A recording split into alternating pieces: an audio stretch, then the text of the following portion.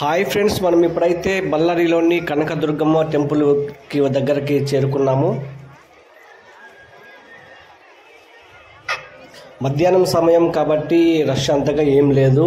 మధ్యాహ్నం అయితే దర్శనం తొందరగా అవుతుంది అని ఎండకి ఎవరు రారని తొందరగా వచ్చేసాము.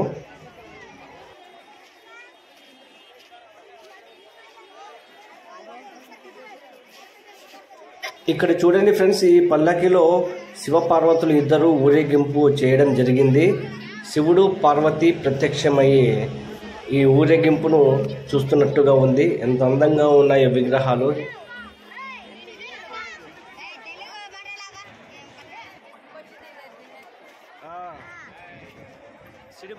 అదిగో అక్కడ కనిపిస్తున్నది బళ్ళారి దుర్గమ్మ సిడిబండి రథోత్సవం. ఇది సాయంత్రం 4 గంటలకు రథోత్సవం జరుగుతుంది.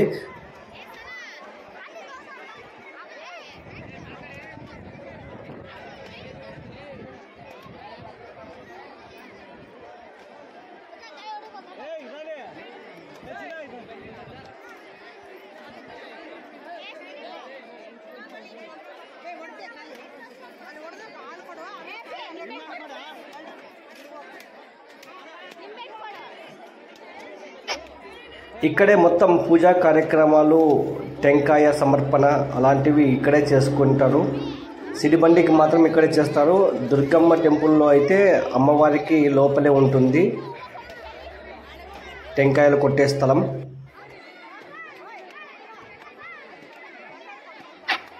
ఈ సిడిబండి రథోత్సవం అనేది సంవత్సరానికి ఒకసారి వస్తుంది కాబట్టి మేమైతే ఇక్కడే టెంకాయ కొట్టేశాము. మీరు చూస్తున్నారు కదా అమ్మవారి గోపుర దర్శనం. కలశాలు అనేవి ఖచ్చితంగా దర్శించుకునే లోపలికి వెళ్ళండి. మీరు కలశాలు దర్శించుకుంటే ఖచ్చితంగా మీరు అనుకున్నది జరుగుతుంది, అంతా మంచి జరుగుతుంది.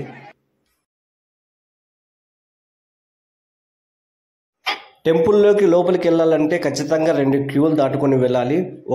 ఒకటి బయట ఉండే క్యూ, ఇది బయట ఉండేది. హాయ్,